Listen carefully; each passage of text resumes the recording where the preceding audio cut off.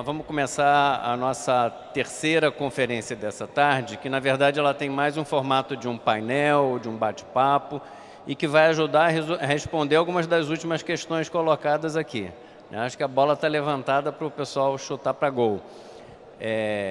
Então, queria pedir aqui os aplausos de vocês. Eu vou só apresentar os primeiros nomes dos nossos palestrantes, e o doutor Américo ele vai me ajudar aqui coordenando essa sessão e apresentando os demais colegas.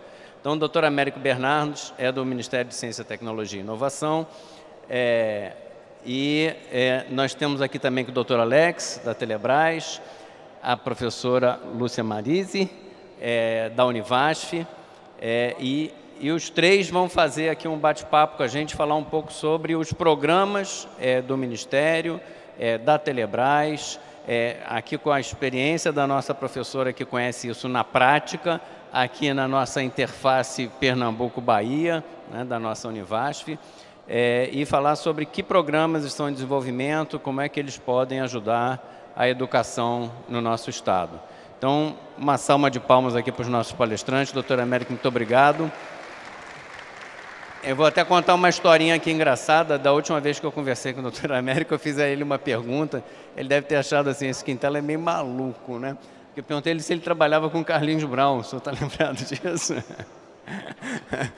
Porque nesse dia eu tinha conversado, nessa semana eu tinha conversado várias vezes com outro Américo, muito parceiro nosso, que é o presidente da Fundação Telefônica Vivo, e que trabalha com o Carlinhos Brown, e que a gente estava tentando trazer o Carlinhos para fazer um bate-papo aqui na sessão de encerramento, falando um pouquinho sobre o processo de ensino-aprendizagem dele na vida, como foi tão heterodoxo e como é que a escola pública podia aprender com essa experiência heterodoxa dele. Então, daí a pergunta, sou maluco, mas não tanto.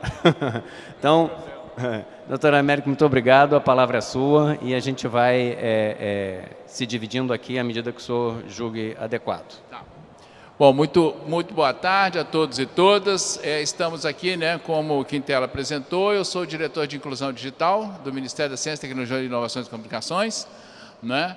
Estão aqui comigo, né, a professora Lúcia, ela é pró-reitora de extensão da Univasf, né, que é a Universidade do Vale do São Francisco, né, é uma parceira nossa aqui em projetos de extensão, né, e o Alex, ele é diretor comercial da Telebrás, e nós estamos aqui, né, por conta de um projeto que nós estamos começando a discutir com a Secretaria de Educação, né? O Walter Pinheiro nos procurou há coisa de umas 2, 3 semanas, procurou a mim no Ministério e a Telebrás para discutir um assunto que eu percebo é um assunto que permeia toda a discussão que é feita aqui, né? O último professor que falou, o diretor de uma escola, eu acho que ele estava ali, eu não sei se ele está mais aqui, está ali ele, ó, né?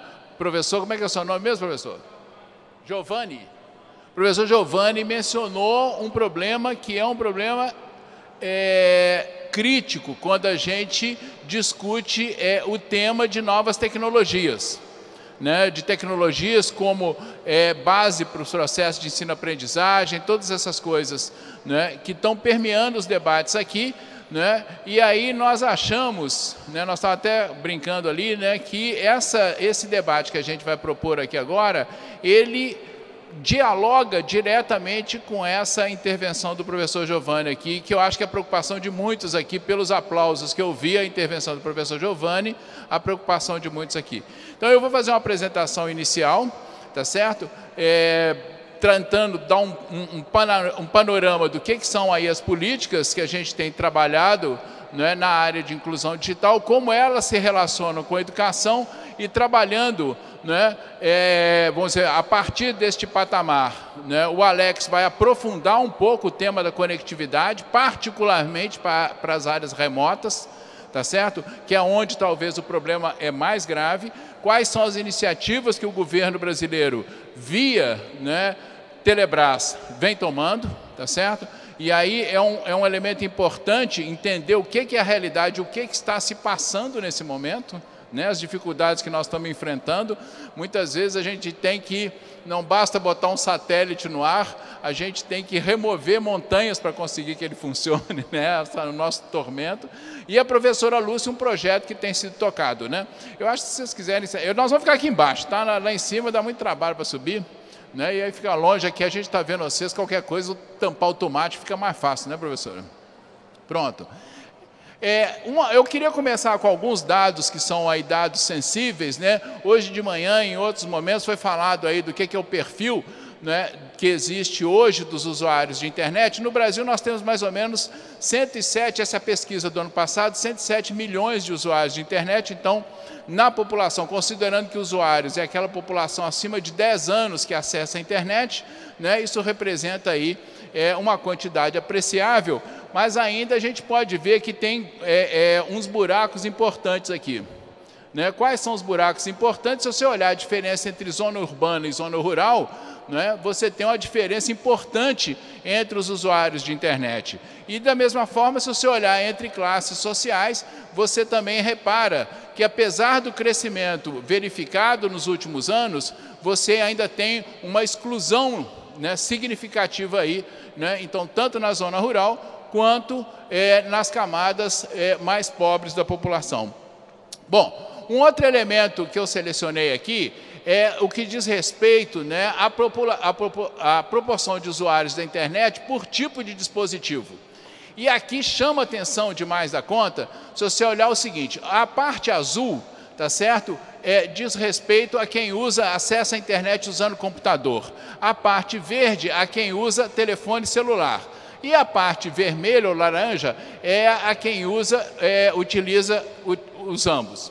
Se você olhar nas camadas mais próximas, cresce muito o número de usuários que só acessam a internet por meio de telefone celular. Ou seja, para esses usuários, que são em sua grande maioria jovens, olha a barra relativa à faixa etária, tá certo? Se você olhar a barra relativa à faixa etária, você vai ver que os jovens, ou seja, as pessoas jovens assim, os adolescentes de 10 a 15 anos, mas mesmo de 16 a 20, eles usam predominantemente, tá certo? Telefone celular. Então, aquilo que nós estamos pensando aqui dentro sobre, né, desenvolvimento de aplicativos, aplicações, games, tudo voltado para adolescentes e jovens, tem que pensar que os adolescentes e jovens usam telefones celulares para acessar a internet, portanto, para acessar esses aplicativos, tá certo? E a grande maioria dos jovens adolescentes pobres usam, aí a grande maioria usam telefone celular. Então, isso é um elemento importante para a gente entender que tipo, não é, de conectividade nós vamos criar, que tipo de programa de conexão que a gente vai criar. Nós precisamos, portanto, de programas que tenham uma cobertura que permita a essa juventude fazer o acesso à internet. E esse último aqui, nós estamos tratando, não é, por como é que esses jovens e esses usuários, né, das classes menos favorecidas acessaram a internet nos últimos tempos. Você percebe nessas estatísticas todas que existe um elemento interessante que é o uso de telecentros. Tá certo? Então, apesar de que a maior parte desses jovens, eles acessam via telefone celular, é crescente o número daquelas pessoas, também os jovens, que acessam que necessitam de computadores em ambientes físicos, né? Que a gente chama de telecentros. Tá certo? Essa aqui é a curva, né, verificada nas últimas pesquisas do CETIC, e a pergunta que a gente sempre faz é o seguinte, por que eles acessam os telecentros? E para que eles acessam os telecentros? Tá certo? Por que eles acessam telecentros? Muitas vezes porque eles precisam de um computador um desktop e não tem em casa. Então, o desktop daquela escola, garantir ao aluno aquele desktop é um elemento importante para quê? Por exemplo, para ele poder preparar documentos, realizar pesquisas. Tem muita coisa ainda, né, que é difícil de ser feita no telefone celular, apesar de que mais e mais progride, evolui o uso da telefonia celular. Mas aqui você vê que essas pessoas acessam os telecentros para realizar determinadas tarefas que elas não conseguem fazer no telefone celular. Né? Então, os telecentros, eles são um elemento importante da política de inclusão digital, né? E em que pese toda essa evolução tecnológica, né? Isso é um debate que, inclusive, eu tenho feito, né? Muitas vezes eu discuto com o secretário, com o Pinheiro, né? Esse tema, né? A gente ainda deve ter telecentros ou os telecentros já foram suplantados, né? Na nossa opinião, telecentros são um instrumento importante e eu chamo a atenção para amanhã, nós vamos ter uma palestra às 13h30, né, do nosso coordenador de formação, que é o Jean-Marc, que vai falar sobre um programa que a gente está criando para a formação de agentes de inclusão digital nos telecentros, né, do Brasil. Então, amanhã, 11h30, na sala S11. Feita a propaganda, passo adiante, tá certo? Então, aqui você tem, né, um retrato, né, de usuários de telecentros, tá certo? Que utilizam, e uma grande parte dos usuários, que é a faixa de baixo, ele utiliza o telecentro para realizar atividades e pesquisas escolares, né? Então, isso aqui nós estamos falando, tá certo, de populações principalmente que vivem em zona rural, em áreas remotas, nas periferias da cidade, onde a gente implantou ao longo dos anos esses telecentros aí, né? Isso aqui é uma declaração de uma usuária, não sei se todo mundo consegue ler, mas ela diz o seguinte: nós vivemos num local em que o acesso à cidade é 60 quilômetros. Então, a gente tem muita dificuldade aqui em forma de pesquisas. O laboratório, que se chama Telecentro, hoje, foi uma das coisas muito importantes que teve na localidade. Quando apareceu, ninguém acreditava, isso é mentira.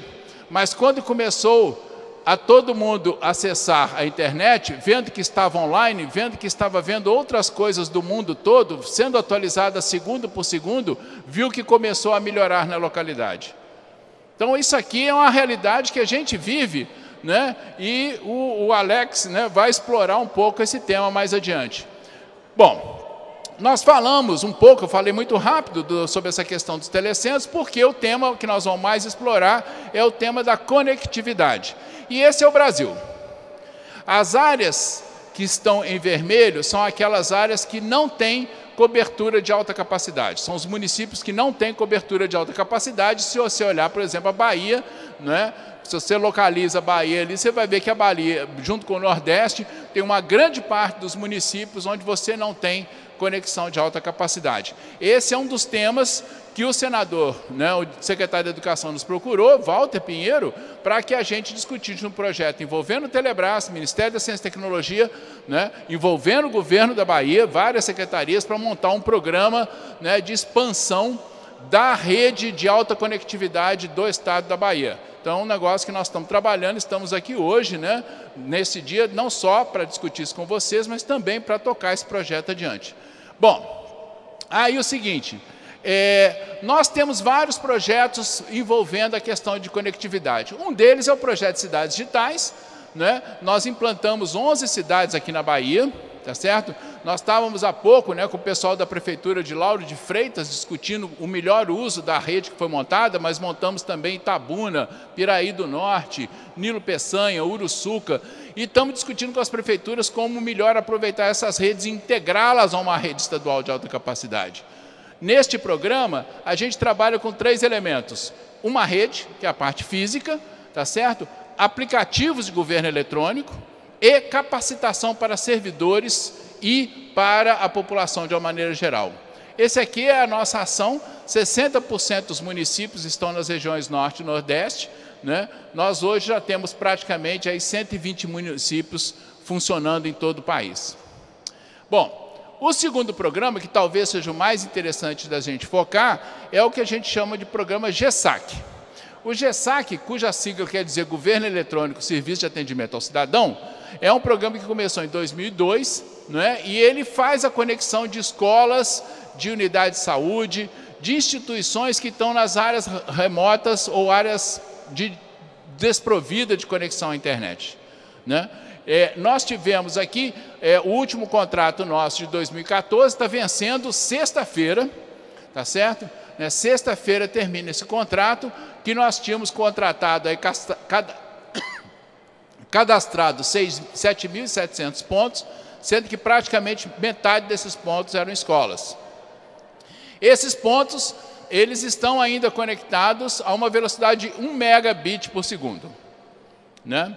Então, o que é uma velocidade de 1 mega? Uma velocidade de 1 mega é aquela velocidade que o professor Giovanni, né, falou que não dá para fazer coisa. Tá certo? Não dá para botar a escola para funcionar, não é isso? Funciona quando muito a parte administrativa, funciona alguma coisa, hein?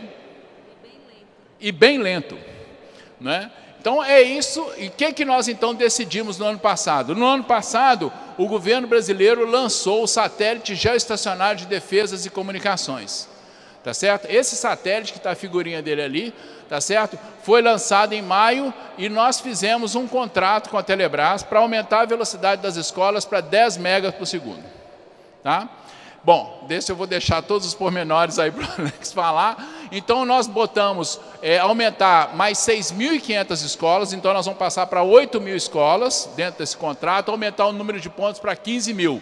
O potencial de atendimento do satélite é de mais ou menos, na esfera pública, de 50.000 pontos. Nós temos 32.000 escolas rurais, 32.000 escolas rurais que têm pelo menos um equipamento de informática.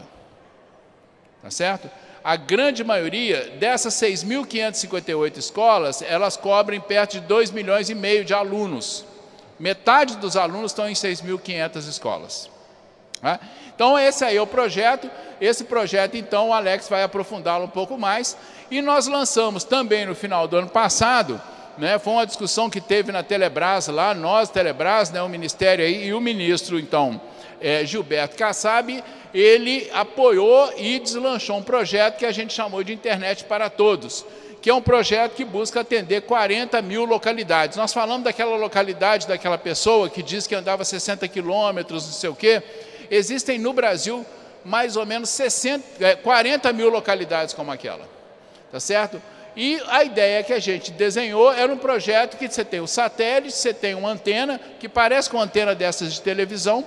Essa antena é acoplada a um roteador que pode transmitir o sinal por celular ou por Wi-Fi. Lembra? A juventude, tá certo? A juventude acessa, e as camadas mais pobres acessam a internet via telefone.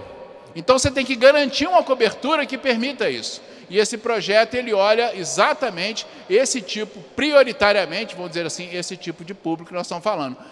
E isso aqui é um exemplo de onde o projeto foi implantado. No México, existe um programa chamado México Conectado, né, que eu entendo que a Telebrás se inspirou muito no México Conectado para fazer o desenho desse projeto, tá certo? Né? Nós estamos aí, 5.000 antenas paradas hoje? Então o Alex vai explicar por que tem 5.000 antenas paradas hoje. E aqui é um pouco assim, se alguém for de prefeitura, se interessar, como é que funciona, tá? Então, basicamente, são esses os programas que a gente está trabalhando, tá certo? Se alguém se interessar, né, eu estou vendo a professora tirando uma foto, a apresentação está disponível, tá? Ela está disponível, ela pode ser, qualquer um pode pegá-la, não sei como é que o encontro vai botar ao vivo, né? Mas está o meu e-mail aqui, qualquer um que quiser pode escrever, e nós vamos estar, durante esses dias todos aqui, está a doutora Jane, que ela vai levantar o braço só para vocês verem que ela está ali, né? A nossa baiana, tá certo? Ela é coordenadora de articulação, ela vai estar todos os dias aqui. Se alguém quiser conversar sobre os programas, pedir informação, a gente tem uma salinha lá, chama N30, tá? Pode ir lá pegar informações com a gente. Então era isso que eu queria dar ideia para vocês, é o seguinte: existem ações, existe uma preocupação, né? Eu diria que há um caminho difícil, tá certo? Mas é um caminho que a gente está considerando um desafio, né? E é muito importante, né? Intervenções como a do professor Giovanni, elas são muito importantes para nós, porque numa sociedade que tem tão poucos recursos, que os recursos são tão escassos e muitas vezes mal utilizados, é a sociedade reclamando, se posicionando, que vai fazer mudanças acontecerem e vai permitir que a gente possa executar as melhores políticas, tá? Então, obrigado, tá? Eu queria passar para a professora Lúcia. Ele fala, você fala, professora Lúcia. Obrigado. Gente, boa tarde. O Américo mostrou bastante coisa aqui, então eu vou só contextualizar um pouco aí o desafio que a Telebrás tem de levar internet banda larga para todo o Brasil. Eu vou começar contando uma historinha, né? Muitos de vocês conhecem a Telebrás, daquele telefone, do orelhão, as fichas telefônicas, depois o cartão. Aí o sistema Telebrás foi privatizado, surgiram as empresas telefônicas de telefonia fixa, logo depois veio o celular, e a gente então está todo conectado com voz na palma da nossa mão, na nossa casa, né? Essa é a história da telefonia aqui no Brasil, e não foi diferente em vários lugares do mundo. Acontece que, de alguns anos para cá, o mundo todo passou a querer muito mais do que voz, muito mais do que esse aparelho que está na mão da gente, e passou a consumir dados de uma maneira como nunca se viu.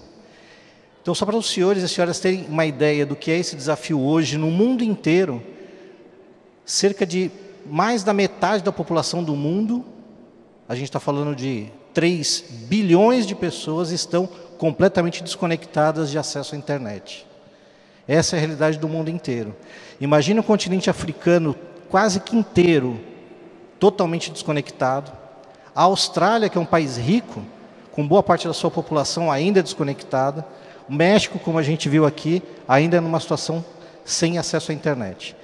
O Brasil tem uma situação hoje muito parecida com esses países. E assim como esses países estão investindo, ou através de empresas privadas, ou do seu próprio governo, o Brasil, então, colocou esse desafio para as empresas privadas de conectar o país também, e o governo, de maneira própria, de maneira direta, construindo equipamentos, construindo e oferecendo serviços de conectar o Brasil, que tem uma dimensão do tamanho de grandes continentes aí.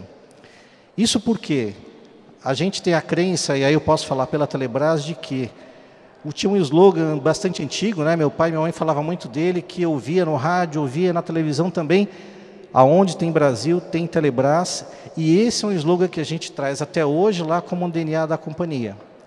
A Telebrás é uma empresa que foi recriada, né, foi criada novamente a partir do começo dos anos 2000, para prover conexão de internet. Esse é o objetivo da companhia hoje. Então é uma companhia mista, que tem boa parte do seu capital controlado pela União, pelo governo federal, mais de 90% do sócio principal é o governo federal, e 10% são acionistas minoritários. Ainda pessoas que têm aí um pouco das ações das antigas companhias do sistema Telebrás. E hoje o desafio é colocar internet em todos os cantos do país. Como é que a gente faz isso?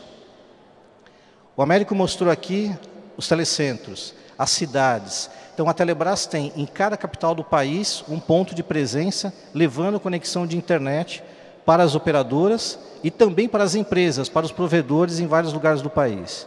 Mas isso ainda é pouco, são 27 cidades. Passamos para cidades maiores, e assim a gente conseguiu levar, através de fibra ótica, por rede terrestre, para esse tipo de conexão. Mas ainda é pouco. A gente só consegue conectar um pedaço da população via terrestre. O desafio de conectar regiões remotas, aldeias indígenas, regiões de fronteira, os quilombolas que ainda resistem, né, depois de tanta violência que tem, as áreas agrícolas do país, essas regiões, dificilmente a gente vai conseguir conectar de maneira terrestre. O investimento é muito alto para qualquer nação do mundo. Só que aí a gente utiliza, então, que o Américo comentou naquela foto, a tecnologia via satélite. Para a tecnologia via satélite não tem nenhum tipo de barreira. Basta a pessoa estar num ponto, ela ter uma antena, como foi mostrado aqui, aquela antena de recepção, como uma TV por assinatura, e através dessa antena você consegue transmitir por internet e receber os dados por internet. E cada vez mais com uma velocidade maior. E é esse o desafio que a gente estudou há 4 anos atrás, desenvolvendo um satélite totalmente brasileiro, custeado pelo governo brasileiro, um investimento da ordem de 2,7 bilhões de reais, né? Na mudança de governo, esse projeto quase foi paralisado, era um projeto que exigia muito capital, e ainda assim, ele teve a sua continuidade garantida exatamente pelo benefício que ele está colocando para toda a sociedade, especialmente para a educação, especialmente para a saúde. Então o projeto teve a sua continuidade, em maio do ano passado ele foi lançado, e é um aparelho público, né, que a gente não vê, diferente de uma escola, de um posto de saúde.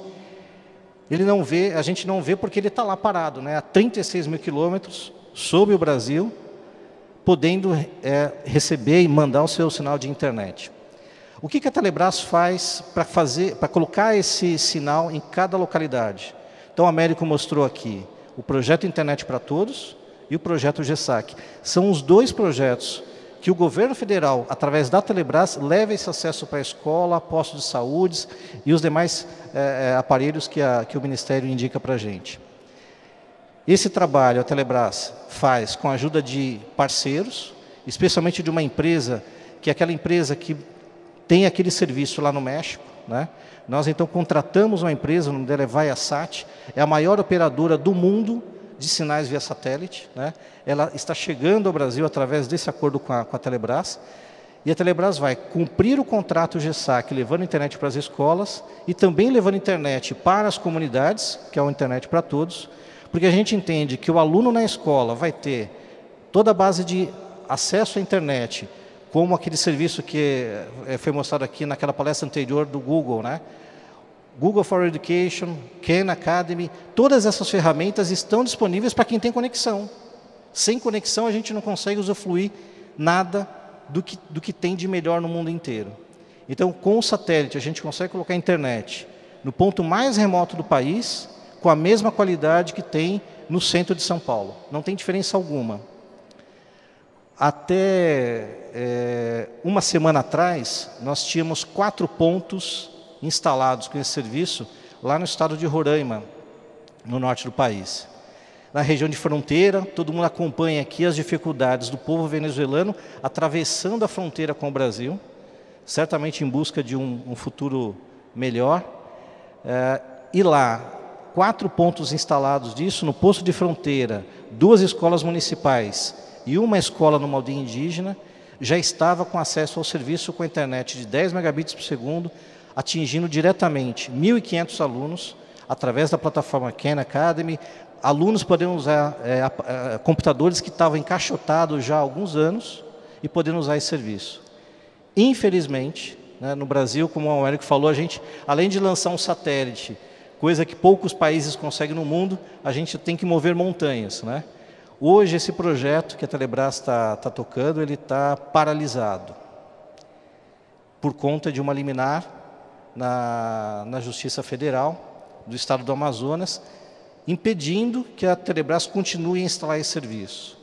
O desafio que a Telebrás tem, contratado pelo Ministério, era de colocar até o final desse ano 6.500 escolas conectadas ao satélite, levando internet a pelo menos 10 megabits por segundo. Algumas velocidades chegavam até 20 megabits por segundo, né? E, infelizmente, esse contrato está paralisado. A Telebrás e o seu corpo jurídico está lutando junto ao Poder Judiciário para vencer essa liminar. É uma empresa do estado da cidade de Manaus que entendeu que ela faria jus a usar essa capacidade para si e não através da empresa que foi escolhida pela Telebrás. Mas esse é só um detalhe do projeto que não tira o brilho e o objetivo que a gente tem com ele. Então, assim que essa liminar for suspensa, assim que a gente puder retomar as atividades, a gente vai conseguir instalar cerca de 200 antenas por dia em qualquer canto do país. Esse é o desafio que a gente tem e a forma que a gente tem de colocar o Brasil realmente na posição de destaque que merece, como outros países do mundo têm.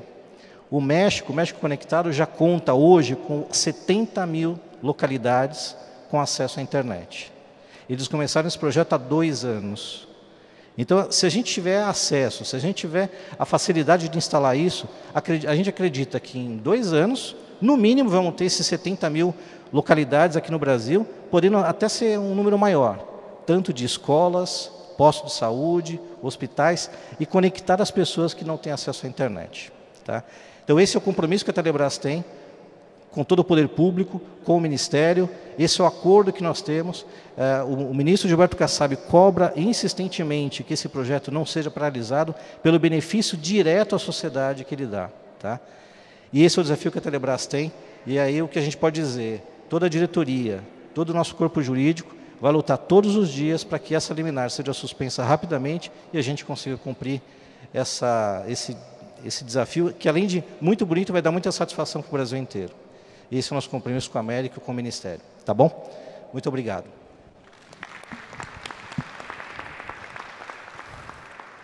Bom, dando sequência, né, então, o que nós começamos? Nós começamos discutindo um pouco o que são as políticas de inclusão digital.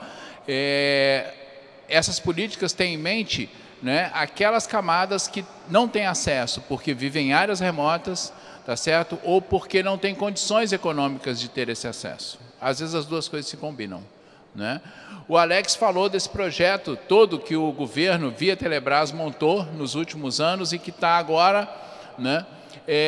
A primeira antena, só para complementar, eu recebi no dia 30 de março, sexta-feira da Paixão, tá certo? O técnico da Telebrás bateu uma foto dizendo assim, instalamos a primeira antena do projeto, né? E mandou. No dia 2 de abril, segunda-feira, nós fizemos uma videoconferência com a Escola Casimiro de Abril, em Roraima, utilizando essa conexão e os professores falando. No dia 6 de abril, 16 de abril, a Justiça de Manaus deu a liminar suspendendo o projeto. Então, nós estamos há 2 meses com esse projeto paralisado, tá certo? Aguardando isso. Nós recebemos a coisa, ele mencionou, né? Pacaraima é uma cidade que tem na fronteira de Roraima com a Venezuela, onde estão entrando a maior parte daquelas pessoas, da população da Venezuela que busca, nesse momento, refúgio no Brasil. O Exército tem um posto de fronteira que tinha uma conexão de 1 mega, nós passamos para 10 megas e eles nos escreveram há 2 semanas atrás, o general, o coronel responsável, nos escreveu assim, aumenta para 20 mega porque nós não estamos dando conta de tanta gente que está entrando, que você tem que fichar, cadastrar, tarará, esses negócios todos. Nós cortamos anteontem essa conexão, né? Nós não, a Telebrás cortou. Então, vocês terem uma ideia do que é o problema que nós enfrentamos, né? Mas eu diria o seguinte, como é que tem aquele negócio brasileiro antes de tudo? Hein? É um forte, né?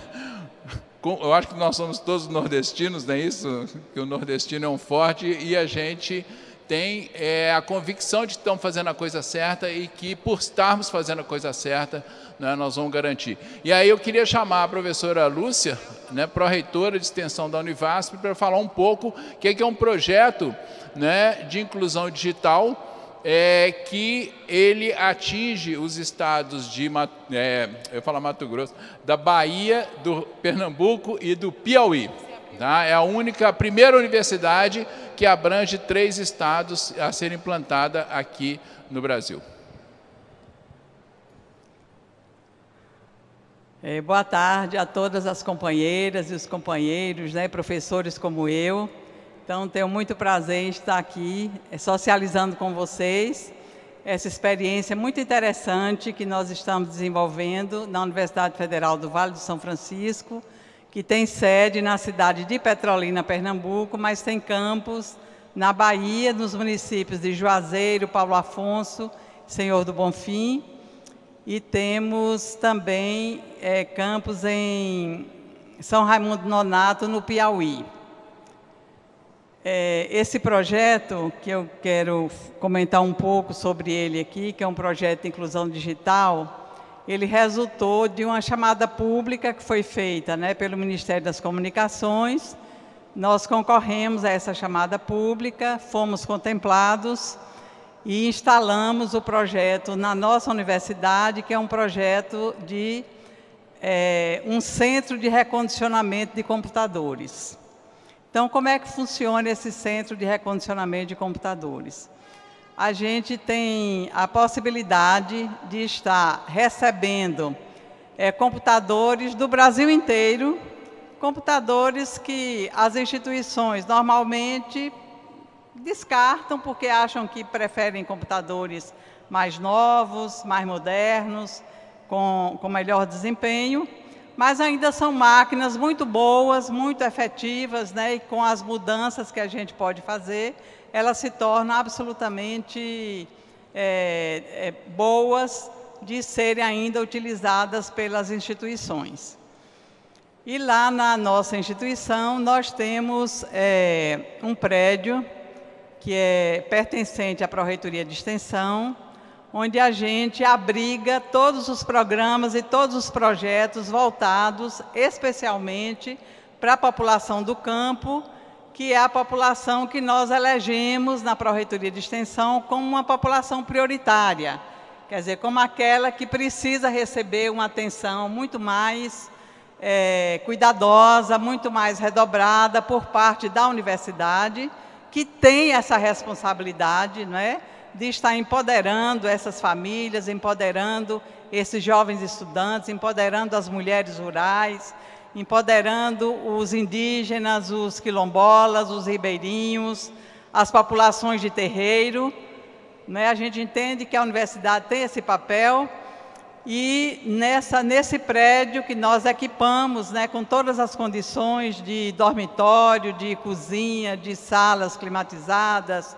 de auditório, de condições, né, de campo, para que as populações possam exercitar as tecnologias que são importantes para elas. Então, lá, nesse mesmo espaço, nós instalamos o CRC, que é o Centro de Recondicionamento de Computadores. Então, ali a gente recebe, né, computador do Brasil inteiro. Os nossos motoristas, né, vão pegar esses computadores, trazem. A gente tem uma equipe de 6 a 8 técnicos de manutenção que atuam nesse centro exatamente para identificar todas as peças nesses computadores que precisam ser substituídas por peças novas, né, faz uma radiografia completa da máquina e a máquina fica absolutamente em condições ótimas, né, de ser utilizada ainda durante muito tempo. Então, no momento que essa máquina está em condição, o que nós fazemos? Nós entramos em contato, né, com as comunidades desses municípios onde nós normalmente atuamos. E nós atuamos hoje com esse projeto em 56 municípios, que são municípios integrantes de 5 territórios da cidadania. Então, é o território Sertão do São Francisco, Bahia, que são 10 municípios, Sertão do São Francisco, Pernambuco, que são 7 municípios, Serra da Capivara, que são 18 municípios, Piemonte Norte do Itapicuru, que são 13 municípios, e Itaparica, que são 9 municípios. Então, ao todo, são 56 municípios onde a gente atua, e aí nós entramos em contato com os colegiados territoriais, com as organizações não governamentais, com as prefeituras, disponibilizando esse programa. E aí o que é que nós fazemos? As prefeituras, ou através da própria instituição, ou através de outras organizações coletivas, então elas mandam para nós a relação daquelas pessoas que são pessoas desejosas de serem capacitadas, de serem formadas na nossa instituição para aprender a lidar com a máquina. E ali ela aprende desde conhecer toda a máquina, como é que ela é estruturada, como é que ela é composta, quais são as peças. Depois ela aprende a manusear a máquina e depois aprende a identificar, né, aqueles softwares que são importantes para a sua área de atuação. Por exemplo, o agricultor familiar. É muito importante para ele saber ir lá naquela máquina, né, naquele computador, e acessar os sites que têm informações que são valiosas para ele, como, por exemplo, quais são os ministérios que estão disponibilizando projetos para serem financiados, né? Quer dizer, quais são as inovações que estão tendo na área, por exemplo, de criação de caprinos, que é uma coisa muito forte na região semiárida, né? Quer dizer, quais são as inovações que os órgãos de pesquisa, que as universidades estão disponibilizando para aquela população. Então, é muito importante. Então, a gente entende isso, que é muito importante. Então, por isso, nós capacitamos muitos jovens das escolas, especialmente das escolas rurais, que são a nossa prioridade, mas também nós capacitamos outras populações que não estão vinculadas ao ensino formal, que são os ribeirinhos, os agricultores familiares, os quilombolas, os indígenas, as populações de matrizes africanas, as populações de terreiro, e ao todo nós já capacitamos em um ano de atividade 1.200 pessoas. Então, até o final do ano, a gente pretende capacitar pelo menos mais 500 pessoas, e a gente pretende continuar nesse processo, que é um projeto que está dando muito certo, né? As pessoas estão satisfeitíssimas, elas saem de lá muito felizes.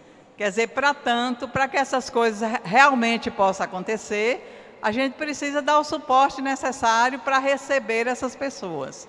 Então, na nossa universidade, a gente recebe essas pessoas que passam uma semana inteirinha conosco, trabalhando de manhã, de tarde, de noite, né, nesse processo de formação. Então, elas são hospedadas na nossa universidade e lá elas recebem todas as refeições, café da manhã, almoço, jantar, o lanche, né? Sem que ela tenha que gastar nenhum recurso, nenhum dinheiro, porque a gente entende que só dessa forma é que a gente pode empoderar essas comunidades, que pode oferecer a elas a autonomia necessária para que elas consigam essa formação que é absolutamente importante e necessária, né, para o seu cotidiano. Então, e nós, depois de iniciarmos esse trabalho com a inclusão digital e recebermos populações tão diversificadas, então a gente também verificou que não bastava apenas a gente trabalhar com essas populações no nível da inclusão digital. Era preciso também que a gente colocasse nas suas comunidades as salas digitais, né, que é assim que a gente chama, para que a comunidade como um todo, aquela comunidade que não foi lá para a universidade, também possa usufruir desse processo. Quer dizer, então, a gente coloca em cada comunidade dessa, pelo menos uma sala digital com 10 computadores e mais uma impressora, e mais alguns outros móveis e equipamentos, livros e tal, que a gente normalmente leva para as comunidades, né? Então, por exemplo, a semana passada, nós fomos ao município de Dormentes, que fica lá em Pernambuco, e levamos 50 computadores. É um município pequeno, um município com 50 e poucos mil habitantes, mas nós levamos 50 computadores porque lá a gente montou 3 laboratórios, né, ou salas digitais, como queira chamar, 2 na zona rural e 1 na área urbana.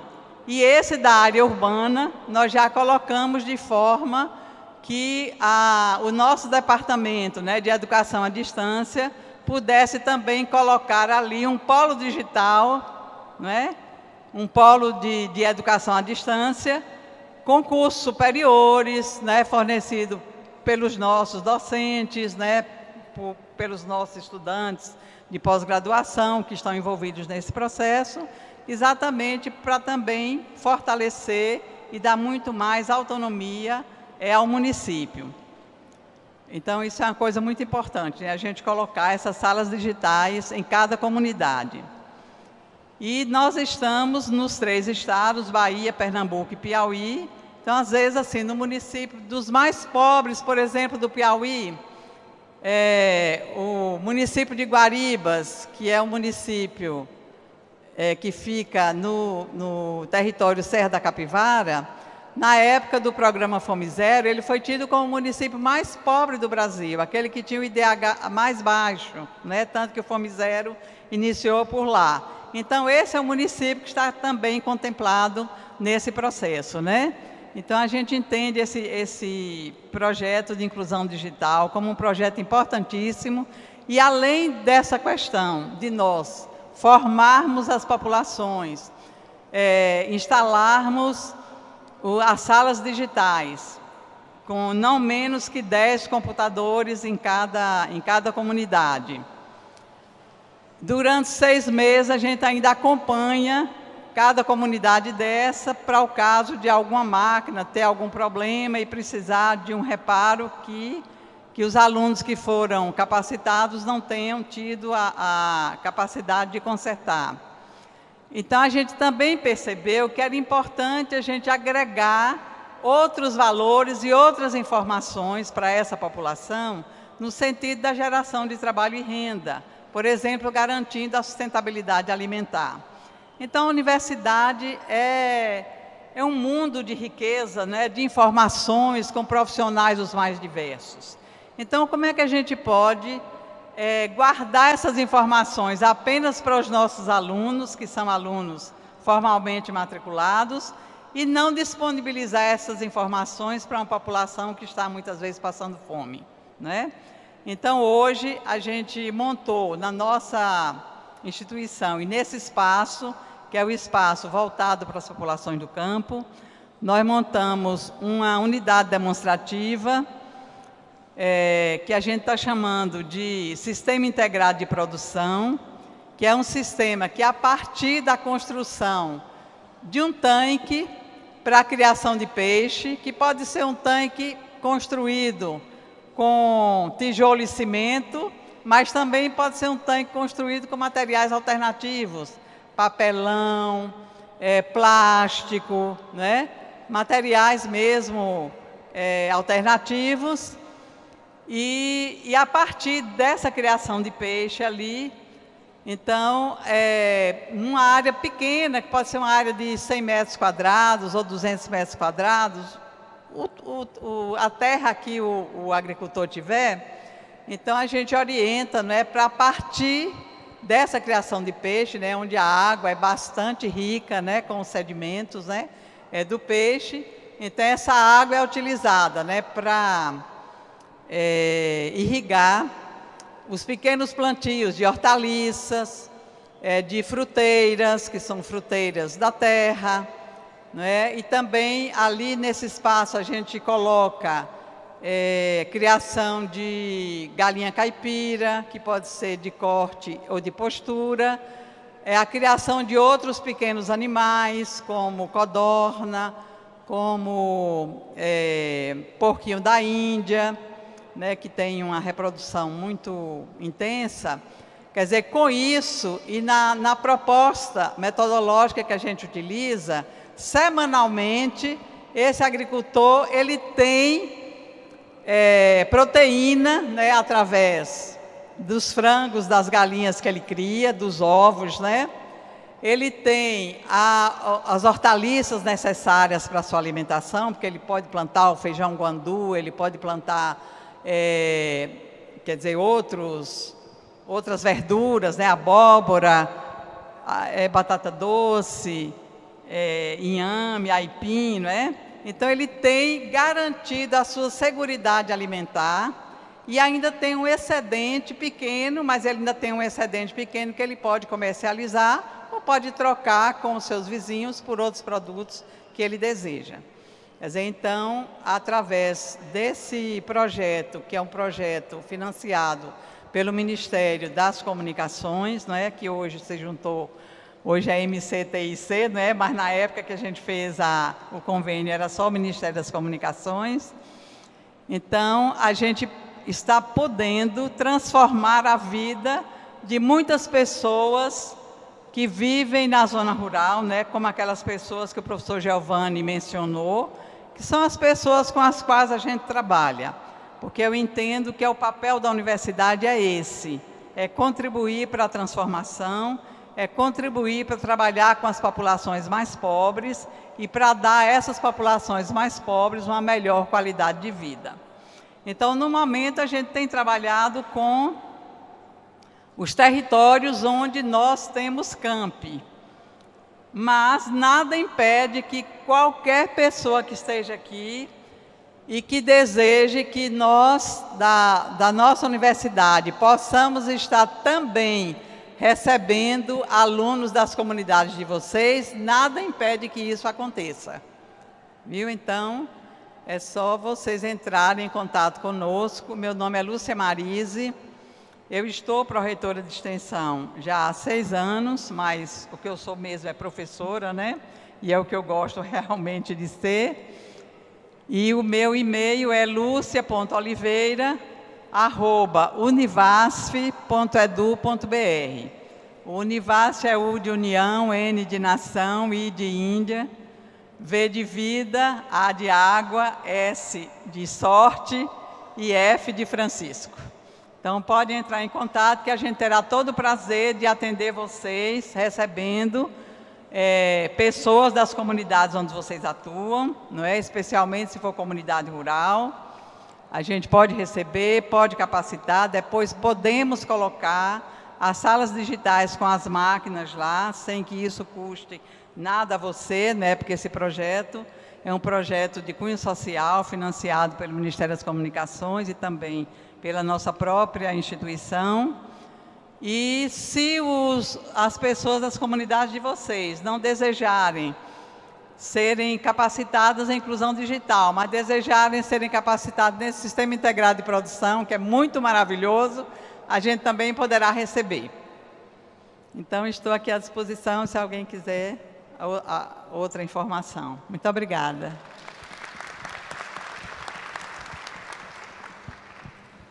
Bom, só resumindo, né? Então a gente pegou, tá certo? Mostramos iniciativas que buscam criar infraestrutura, pensando na conectividade, né? O Alex mencionou, né? Tudo aquilo que foi falado do Google, Fabrication, Communication, Exploration e Bacanation, tudo só pode ser feito se você tiver conectividade, tá certo? Ele apresenta, né, esse esforço da Telebrás e é importante, né, essa fala da professora Lúcia, porque ela demonstra, né, a professora Lúcia, o que ela menos colocou foi tecnologia. Quer dizer, a tecnologia é um meio, a conectividade é um meio para você construir condições de desenvolvimento, né?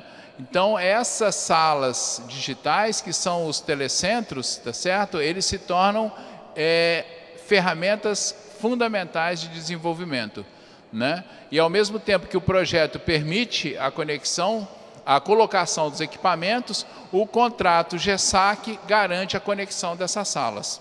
Então essa é uma combinação que a gente faz, né? A Univasf recondiciona, são computadores que muitas vezes não estão mais servindo a um órgão, ela recondiciona, capacita as pessoas, tá certo? Coloca esses equipamentos numa localidade e por meio de uma outra ação, que é o nosso contrato com a Telebrás, a gente conecta isso à internet, tá? Então, esse é um panorama rápido, né? Eu não sei, nós somos o último, nós temos ainda um tempinho para alguma pergunta. Se alguém tem alguma pergunta, né? Eu deixei meu e-mail, a professora deixou o e-mail dela. Se alguém quiser o contato da Telebrás, a gente pode passar, tá? Boa tarde. Aqui.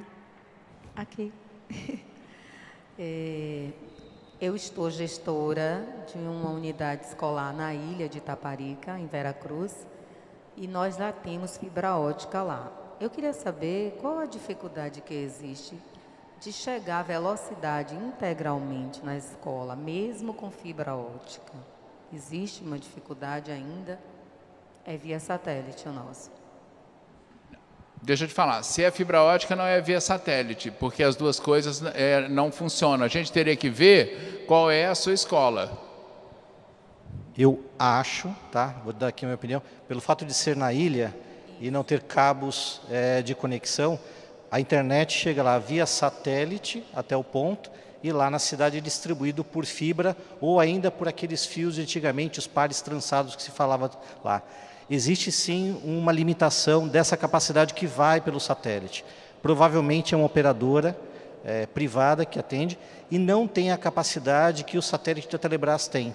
Então isso é uma limitação que os satélites das operadoras privadas têm para fazer essa conexão chegar. Como resolver isso? A primeira forma mais fácil, a mais rápida, seria utilizando o satélite da Telebrás, porque ele já faz esse papel com uma velocidade, uma capacidade maior. A segunda forma seria passar um cabo do continente, né, aqui de Salvador, levando até a ilha de Itaparica. E esse investimento é relativamente alto.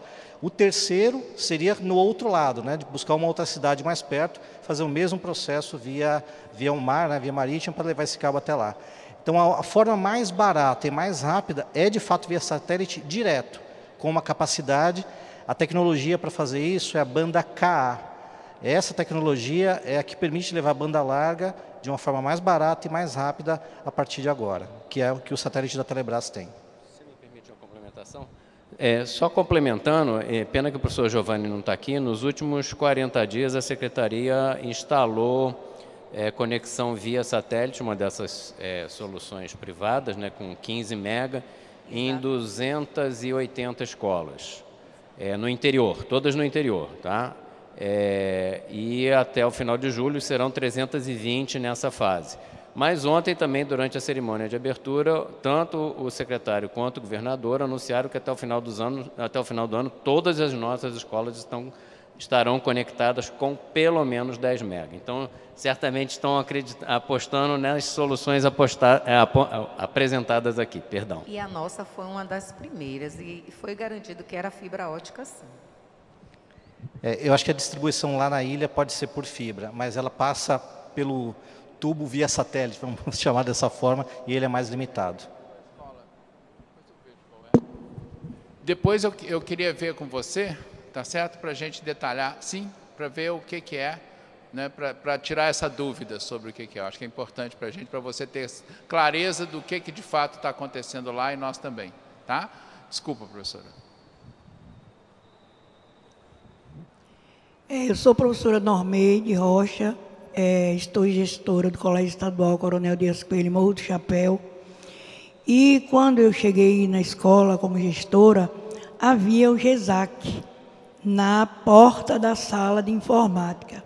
Só que nunca funcionou a contento e foi retirado, e a gente não sabe até hoje o porquê. Tinha antena lá, tudo, e foi retirado, e a gente não sabe o porquê que foi retirado. Tem uma moça chamada Jane que está ali, ó. Tá?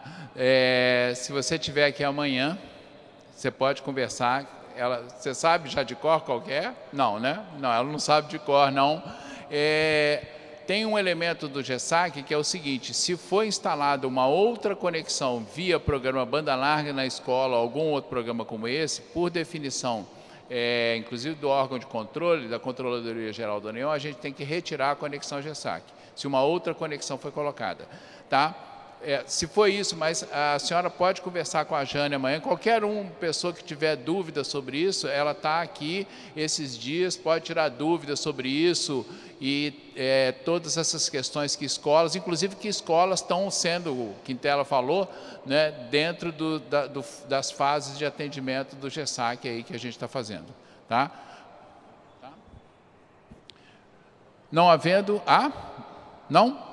Então, bom, agradeço a vocês que permaneceram aqui até esse momento, tá certo?